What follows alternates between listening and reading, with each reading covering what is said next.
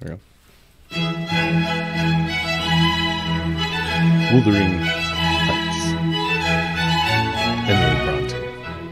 A classic.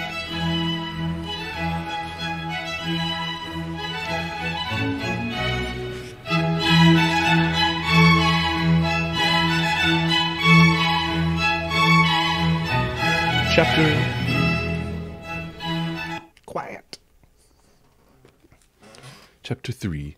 While leading the way upstairs, she recommended that I should hide the candle and not make a noise, for her master had an odd notion about the chamber she would put me in, and never let anybody lodge there willingly. I asked the reason.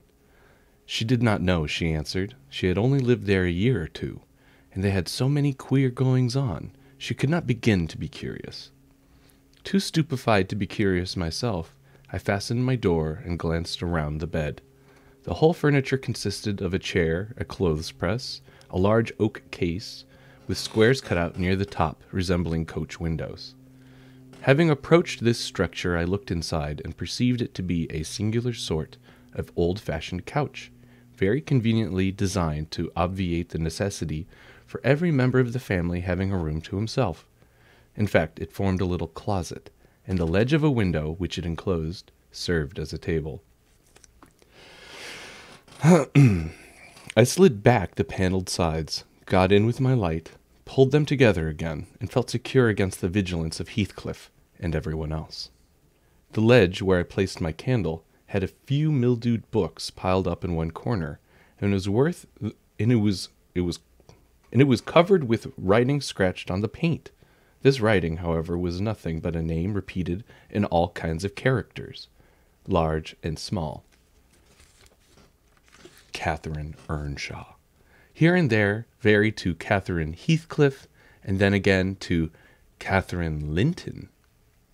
In vapid listlessness, I leant my head against the window and continued spelling over Catherine Earnshaw, Heathcliff, Linton, till my eyes closed. But they had not rested 5 minutes when a glare of white letters started from the dark, as vivid as spectres, then the air swarmed with Catherines, and rousing myself to dispel the obtrusive name, I discovered my candle wick reclining on one of the antique volumes, and perfuming the place with an odor of roasted calfskin. Ugh. I snuffed it out, and, very ill at ease under the influence of cold and lingering nausea, sat up, and spread open the injured tome on my knee. It was a testament, in lean type, and smelling dreadfully musty. A fly-leaf bore the inscription, Catherine Earnshaw, her book, and a date some quarter of a century back. I shut it, and took up another, and another, till I examined all. Catherine's library was select, and its state of dilapidation proved it to have been very well used, though not altogether for a legitimate purpose. Scarcely one chapter had escaped a pen and ink commentary, at least the appearance of one, covering every morsel of blank that the printer had left. Some were detached sentences. Other parts took the form of a regular diary, scrawled in an unformed childish hand.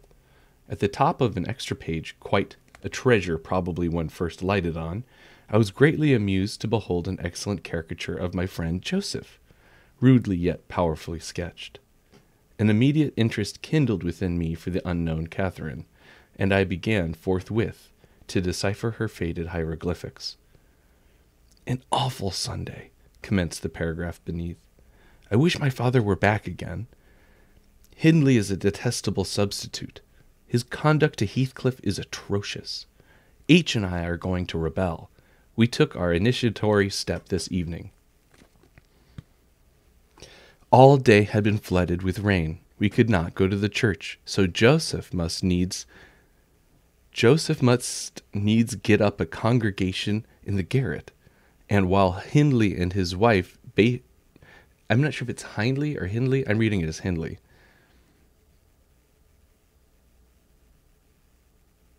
Shit, I lost my spot. There we go. Oh, no. Hindley and his wife basked downstairs before a comfortable fire. doing anything but reading their Bibles. I'll answer for it. Heathcliff, myself, and the unhappy ploughboy were commanded to take out prayer books and mount. We were ranged in a row on a sack of corn, groaning and shivering, and hoping that Joseph would shiver too, so that he might give a short homily for his own sake. A vain idea. The service lasted precisely 3 hours, and yet my brother had the face to exclaim, when he saw us descending, "What, done already?" On Sunday evenings we used to be permitted to play, if we did not make much noise. It was a mere twitter. Now a mere twitter is sufficient to send us into corners. "You forget you have a master here," says the tyrant. "I'll demolish the first who puts me out of a temper. I insist on perfect sobriety and silence." "Oh boy, was that you?" "Francis, darling," pulling his hair as you go by. I heard him snap his fingers. Is that said? It's all in quotes, yes. I heard him snap his fingers. Francis pulled his hair heartily. Then when he went and seated herself on her husband's knee, and there they were like two babies, kissing and talking nonsense by the hour. So it's a weird dialogue. Foolish palaver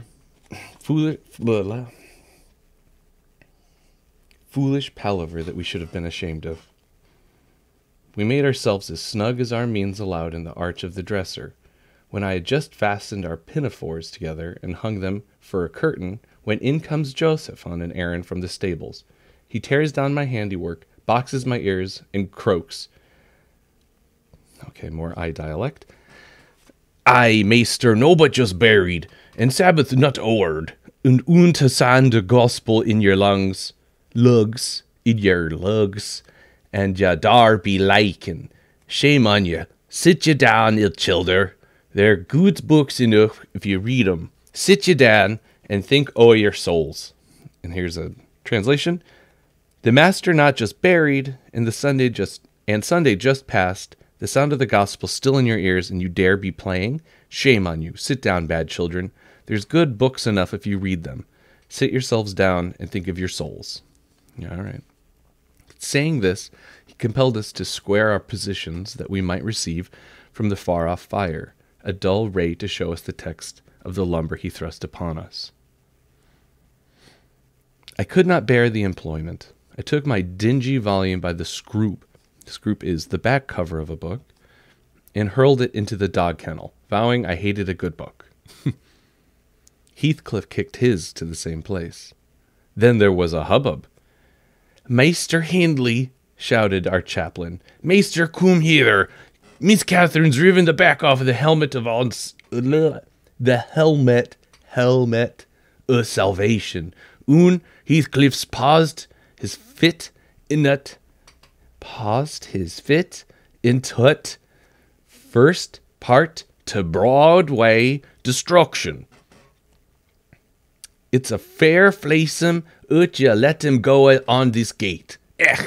Thowd man ud laced him properly, but he's gone." All right, let's look through. Miss Cathy's torn the back off, and Heathcliff's made a hole by putting his foot on the first part of it's. Okay, so it's kind of an abbreviated. The first part of ... It's just dreadful of you to let them go on this way. Oh, the old man would have punished them properly, but he's dead. But he's gone. G-O-A-N. Gone. Gone. It doesn't say dead. Well, I guess maybe he did say dead. Hindley hurried up from his paradise on the hearth, and seizing one of us by the collar and the other by the arm, hurled both into the back kitchen where Joseph asservated Aud Nick would fetch us as sure as we were living. Oh, I guess that means the devil. And so comforted, we each sought a separate nook to await his advent. Yeah, Joseph's a religious zealot.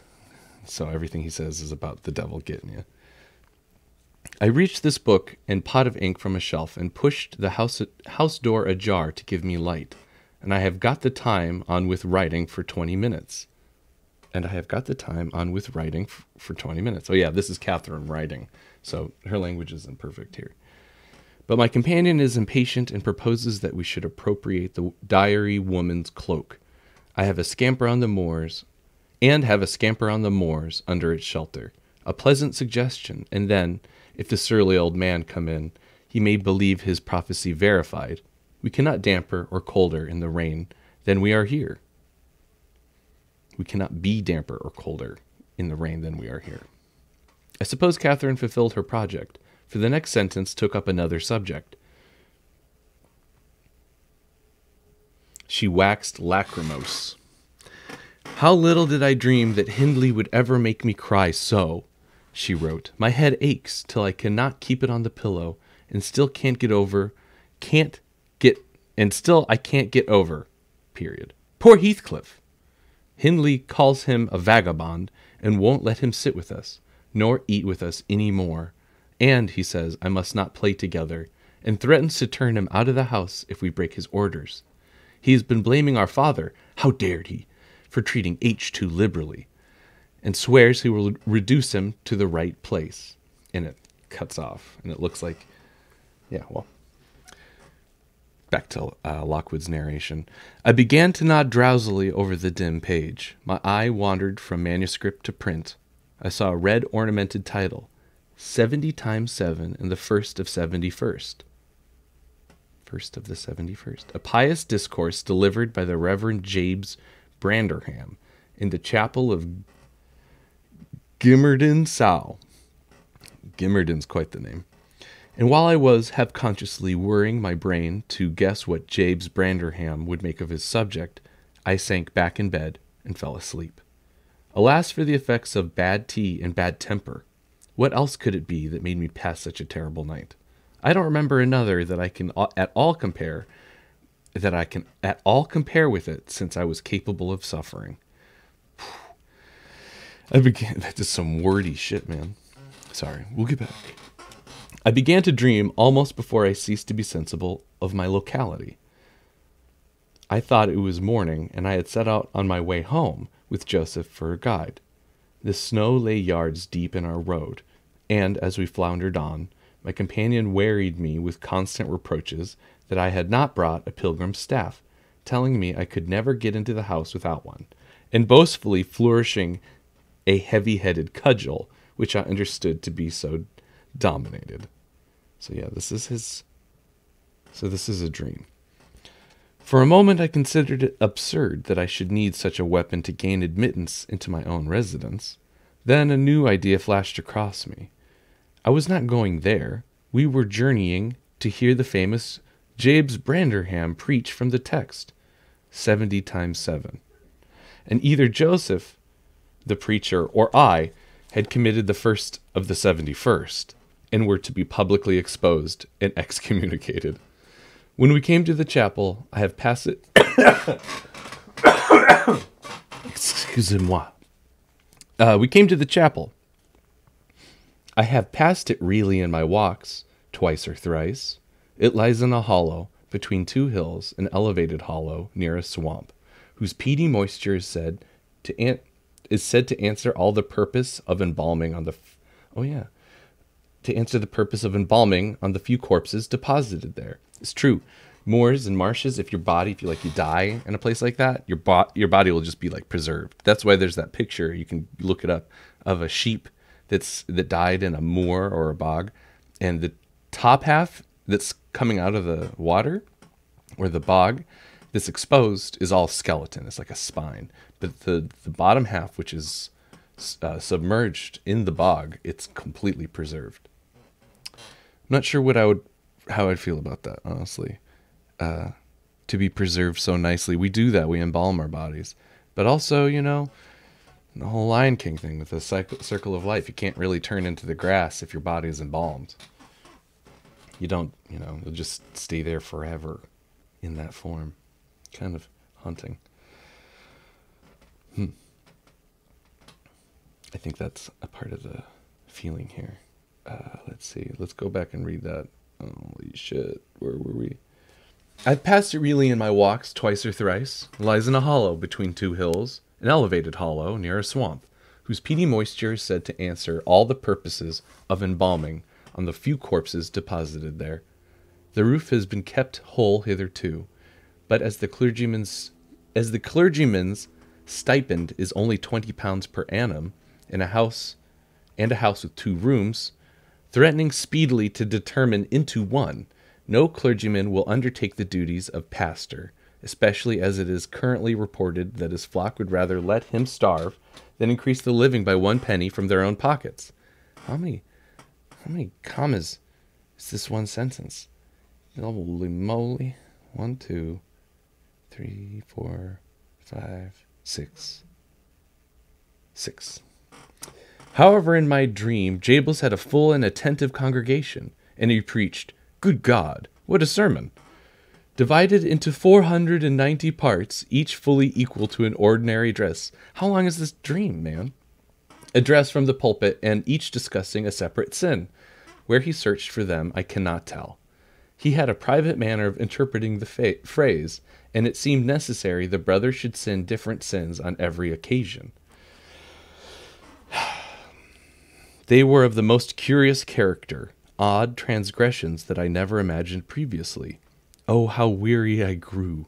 Oh, how I writhed and yawned and nodded and revived! What a dream! How I pinched and pricked myself and rubbed my eyes and stood up and sat down again and nudged Joseph to inform me if he would ever have done. To inform me if he would ever have done. Yeah. Okay. I was condemned to hear all out. Finally, he reached the first of the 71st.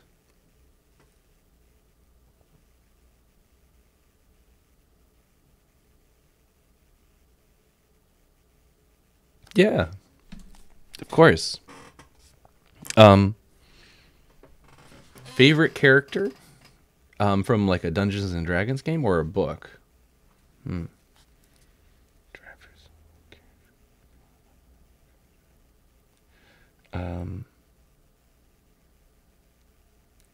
Because if you want any character, so we're reading Wuthering Heights, I say look up Joseph. He's this hugely, like this old guy who talks in this I dialect. It's kind of like this really, really thick Scottish accent, essentially, like kind of old Englishy. But the thing is that he's kind of a heretic. He's kind of a everything scares him. He's totally afraid of like the devil and things like that. It actually reminds me of the driver from Dracula, Bram Stoker's Dracula, right? So at the beginning of the book, he's the dude's in a carriage, and the dude in the carriage is super like superstitious. Well, anyway, Joseph is superstitious and always be like, the devil's gonna get you. And I think that as a carriage driver is a good, because carriage drivers have to be precautious. You know what I mean? You see another carriage coming, it's like, are they gonna attack us? Are they gonna do something? Is it gonna be, in the case of Dracula, the guy's like, is it Dracula? Whereas, of course, the narrator was still unaware as to who Dracula was and anything like that. So Joseph from Wuthering Heights would be a tremendously funny character, I think, for your characters. That's my recommendation. But also because we're reading Wuthering Heights.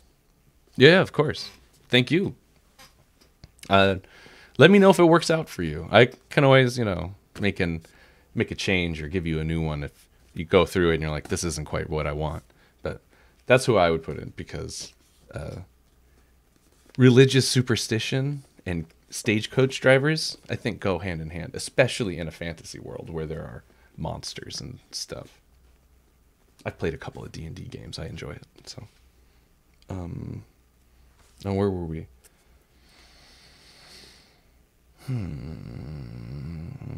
He's having this dream, and he's sitting in a church. It's this incredibly long dream. Sir, I exclaimed. No. Yeah, I was condemned to hear all out. Finally, he reached the first of the 71st. At that crisis, a sudden inspiration descended on me. I was moved to rise and denounce Jabes Branderham as the sinner of the sin that no Christian need pardon. Sir, I exclaimed, sitting here within these 4 walls, at one stretch I have endured and forgiven the 490 heads of your discourse. 70 times 7 I have plucked up my hat about to depart. 70 times, 7 times, have you preposterously forced me to resume my seat. The 491st is too much. Fellow martyrs, have at him. Drag him down and crush him to atoms, that the place which knows him may know him no more. Thou art the man, cried Jabes after a solemn pause, leaning over his cushion. 70 times 7 didst thou gapingly contort thy visage. 70 times 7 did I take counsel with my soul. Lo, this is a human weakness. This also may be absolved. The first of the 71st is come. Brethren, execute upon him the judgment written. Such honor have all his saints. With that concluding word, the whole assembly, exalting their pilgrim staves, rushed round me in a body, and I, having no weapon to raise in self-defense, Joseph said so, he needed that. He needed his cudgel. Commenced grappling with Joseph, my nearest and most ferocious assailant. Oh yeah, because Joseph's the religious zealot. He would be the first, because he's so embedded in it. Where am I? I lost my spot again. My most ferocious assailant for his. In the confluence of the multitude, several clubs crossed. Blows aimed at me fell on other sconces. Presently the whole chapel resounded with rappings and counter-rappings. Every man's hand was against his neighbor, and Branderham, unwilling to remain idle, poured forth his zeal in a shower of loud taps on the boards of the pulpit, which responded so smartly that, at last, to my unspeakable relief, they woke me.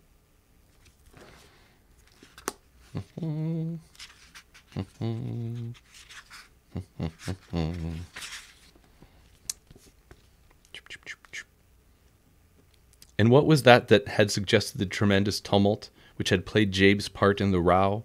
Merely the branch of a fir tree that had touched my lattice as the blast wailed by and rattled its dry cones against the panes. I listened doubtingly, and it may be time to move on. I'm stumbling on every word. I listened doubtingly, and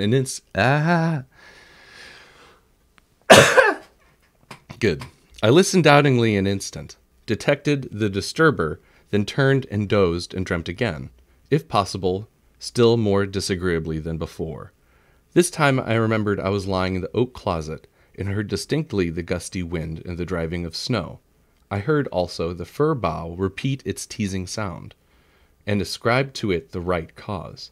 But it annoyed me so much that I resolved to silence it, if possible, and I rose and endeavored to unhasp the casement of the window. The hook was soldered into the staple, a circumstance observed by me when awake, but forgotten. I must stop it nevertheless, I muttered, knocking my knuckles through the glass, and stretching an arm out to seize the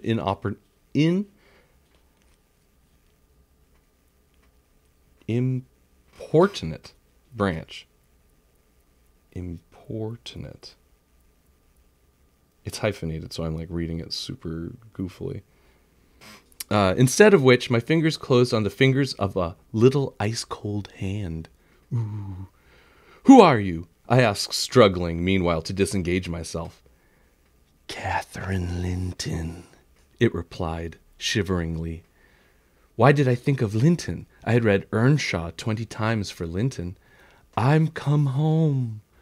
I'd lost my way on the moor. It's a ghost. As it spoke, I discerned obscurely a child's face looking through the window. Terror made me cruel, and, finding it useless to attempt shaking the creature off, I pulled its wrist onto the broken pane and rubbed it to and fro till the blood ran down and soaked the bedclothes. Still it wailed, "Let me in!" and maintained its tenacious gripe, almost maddening me with fear. "How can I?" said at length. "Let me go, if you want me to let you in." The fingers relaxed. I snatched mine through the hole, hurriedly piled the books on a pyramid against it and stopped my ears to exclude the lamentable prayer. It seemed to keep them closed. Holy hell. I seemed to keep them closed over a quarter of an hour, yet the instant I listened again, there was a doleful cry moaning on. "Begone!" I shouted. "I'll never let you in," he had promised. What a liar. "I'll never let you in, not if you beg for 20 years. "It's 20 years, mourned the voice. 20 years, I've been away for 20 years. Thereat began a feeble scratching outside, and the pile of books moved as if thrust forward. I tried to jump up, but could not stir a limb, and so yelled aloud in a frenzy of fright. To my confusion, I discovered the yell was not ideal. Hasty footsteps approached my chamber door. Somebody pushed it open, and with a vigorous hand, a light glimmered through the squares at the top of my bed. I sat shuddering. Yet, and wiping the perspiration from my forehead, the intruder appeared to hesitate, and muttered to himself. At last he said in half a whisper, plainly not expecting an answer, "Is anyone here?" I considered it best to confess my presence, for I knew Heathcliff's accents, and feared he might search further, if I kept quiet. With this intention, I turned and opened the panels. I shall not soon forget the effect my action produced. Heathcliff stood near the entrance in his shirt and trousers, with a candle dripping over his fingers, and his face as white as the wall behind him. The first creak of the oak startled him like an electric shock. The light leaped from his hold to a distance of some feet, and his agitation was so extreme that he could hardly pick it up. "It is only your guest, sir," I called out, desirous to spare him the humiliation of exposing his cowardice further. I had the misfortune to scream in my sleep, owing to a frightful nightmare. "I'm sorry I disturbed you." "Oh, God confound you, Mr. Lockwood. I wish you were at the—" commenced my host, setting the candle on a chair, because he found it impossible to hold it steady. "And who showed you to this room?" he continued, crushing his nails into his palms and grinding his teeth to subdue the maxillary convulsions. "Who was it? I have a good mind to turn them out of the house this moment." "I've got a good mind to turn them out of the house this moment." "It was your servant, Zillah," I replied. Wow, he just ratted her right out, didn't he? I replied, flinging myself on the floor and rapidly resuming my garments. "I should not care if you did, Mr. Heathcliff. She richly deserves it." Oh, damn. I suppose that she wanted to get another proof that the place was haunted at my expense. "Well, it is. Swarming with ghosts and goblins. You have a reason in shutting it up, I assure you. No one will thank you for a doze in such a den." "What do you mean?" asked Heathcliff. "And what are you doing? Lie down and finish out the night, since you are here. But for heaven's sake, don't repeat that horrid noise. Nothing could excuse it, unless you were having your throat cut." "If the little fiend had got in at the window, she probably would have strangled me," I returned. "I'm not going to endure the persecutions of your hospitable ancestors again. Was it not Reverend James Branderham akin to you on your mother's side? And with that minx Catherine Linton or Earnshaw, or however she was called, she must have been a changeling, wicked little soul. She told me she had been walking on the earth these 20 years. A just punishment for her mortal transgressions, I've no doubt." Scarcely were these words uttered, when I recollected the association of Heathcliff's with Catherine's name in the book, which had completely slipped from my memory till thus awakened. I blushed at my inconsideration, but without showing further consciousness of the offense, I hastened to add, "The truth is, sir, I passed the first part of the night in—" Here I stopped afresh. I was about to say, "pursuing these old volumes," as their printed contents.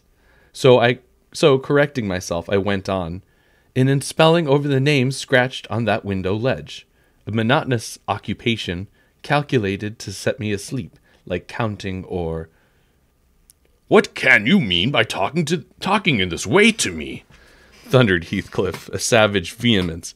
How dare you? Under my roof? God, he's mad to speak so. and struck his forehead with rage. Facepalm. I did not know whether to resent this language or pursue my explanation, but he seemed so powerfully affected that I took pity and proceeded with my dreams, affirming I had never heard the appellation of Catherine Linton before, but reading it often overproduced an impression which personified itself when I had no longer my imagination under control. Heathcliff gradually fell back into the shelter of the bed as I spoke, finally sitting down, almost concealed behind it.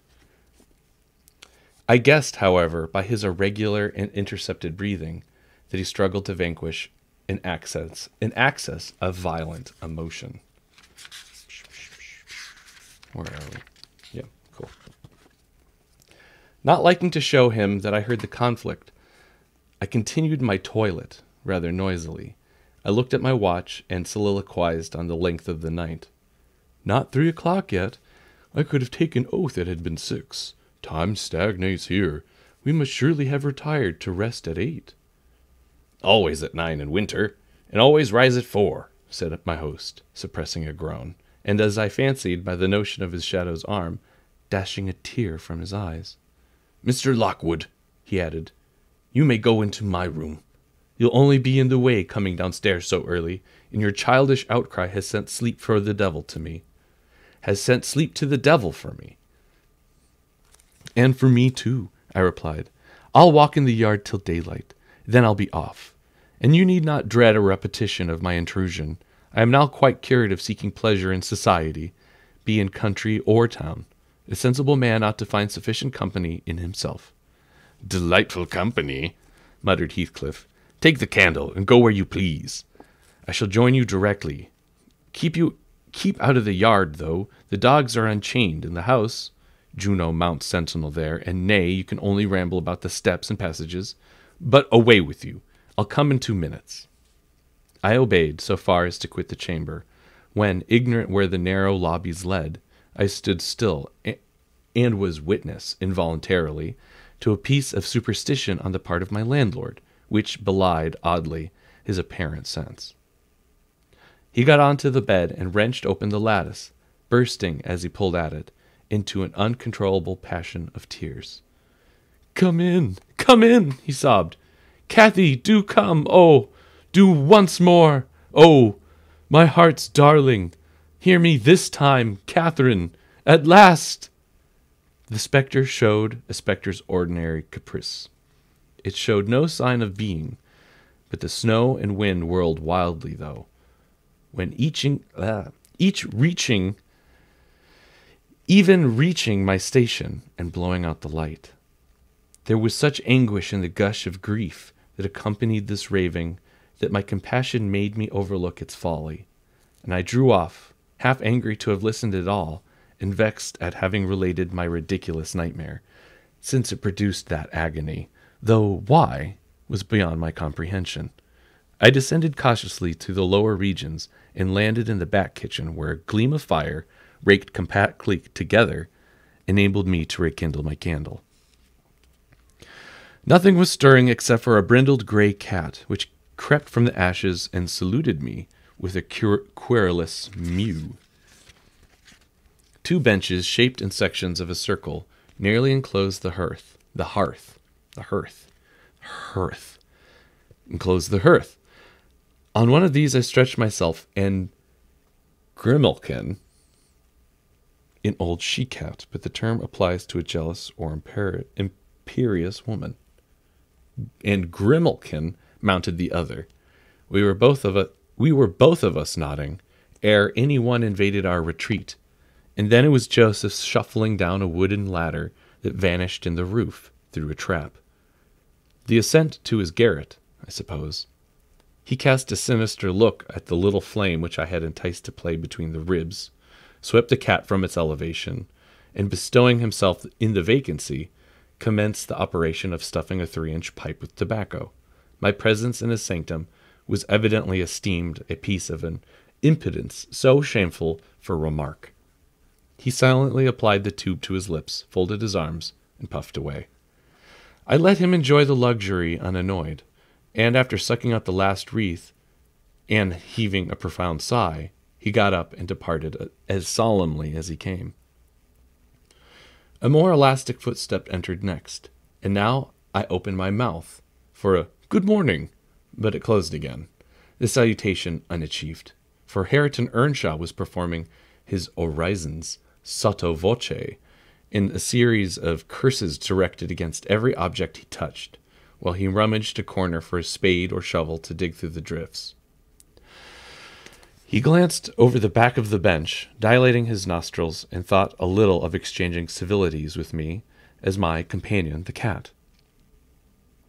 I guessed by his preparations that egress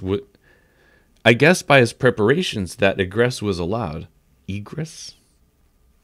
I'm mispronouncing everything today. And leaving my hard couch, made a movement to follow him. He noticed this and thrust at an inner door with the end of his spade, intimating by an inarticulate sound that there was a place where I must go if I changed my locality. It opened into the house, where the females already astir, Zilla urging flakes of flame up the chimney with a colossal bellows. I guess that's a noun. That's a thing that pumps the thing with a colossal bellows. And Mrs. Heathcliff, kneeling on the hearth, read a book by the aid of the blaze. She held a hand interposed between the furnace heat and her eyes, and seemed absorbed in her occupation, desisting from it only to chide the servant for covering her with sparks, or to push away a dog, now and then, that snoozed its nose over forwardly into her face. I was surprised to see Heathcliff there also. He stood by the fire, his back towards me, just finishing a stormy scene to poor Zilla, whoever and anon interrupted her labor to pluck up the corner of her apron and heave an indignant groan. "And you worthless!" he broke out as I entered, turning to his daughter-in-law, and employing an epithet as harmless as a duck or sheep, but generally represented by a dash. Yeah, we're not going to read that. There's a footnote, but it's not gonna add to it adds to the context of the history of the book, not the story, so we're gonna just skip it, though I do recommend you read it later. "There you are at your idle tricks again. The rest of them do earn their bread. You live on my charity. Put your trash away and find something to do. You shall pay me for the plague of having you eternally in my sight. Do you hear, damnable jade?" "I'll put my trash away because you can make me, if I refuse," answered the young lady, closing her book and throwing it on the chair. "But I'll not do anything, though you should swear your tongue out, except what I please." Heathcliff lifted his hand, and the speaker sprang to a safer distance, obviously acquainted with its weight. Having no desire to be entertained by a cat-and-dog combat, I stepped forward briskly, as if eager to partake the warmth of the hearth, and innocent of any knowledge of interrupted dispute. Each had enough decorum to suspend further hostilities. Heathcliff placed his fists out of temptation in his pockets. Mrs. Heathcliff curled her lip and walked to a seat far off, where she kept her word by playing the part of a statue during the remainder of my stay. That was not long. I declined joining their breakfast, and at the first gleam of dawn took an opportunity of escaping into the free air, now clear and still, as cold as impalpable ice. My landlord hallooed me to stop ere I reached the bottom of the garden, and offered to accompany me across the moor.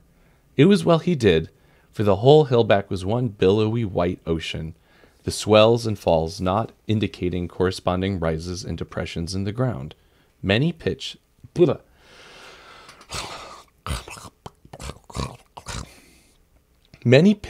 at least, were filled to a level, and entire ranges of mounds, the refuse of quarries, blotted from the chart which my yesterday's walk left pictured in my mind.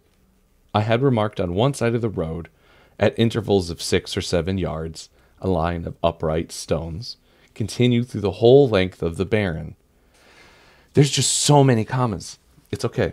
We're okay. Get through this. It's just so many. It's so Not a fluid read at all. I apologize.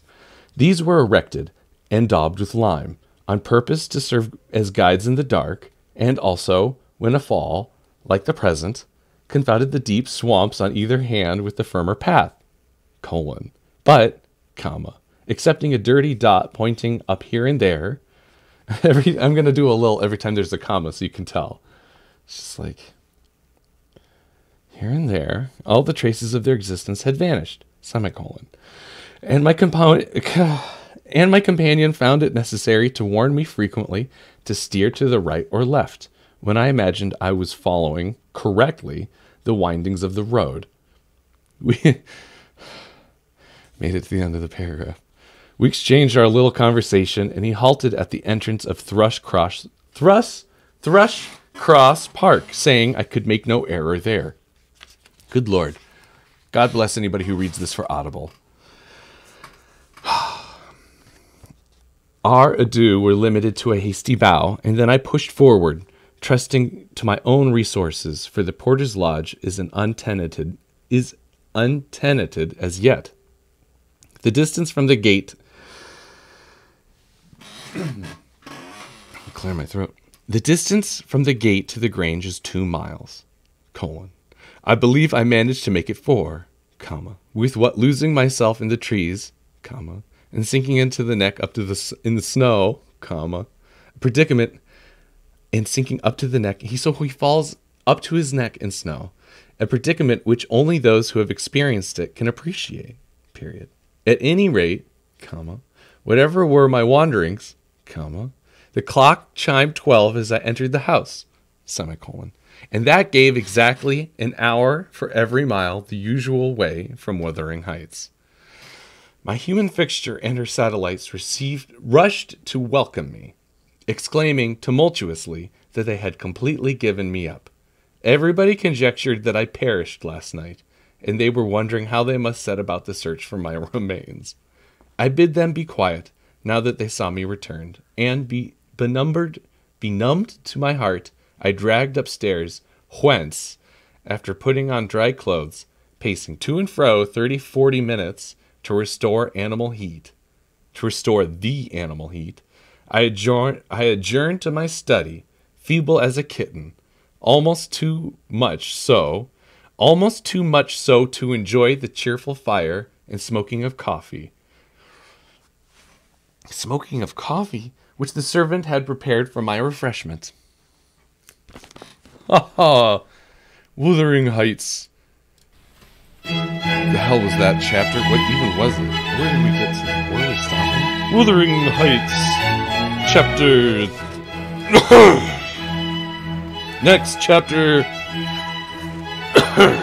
It was chapter 3. That was chapter 3. Next time, chapter 4. Oh my goodness! There are so many comments.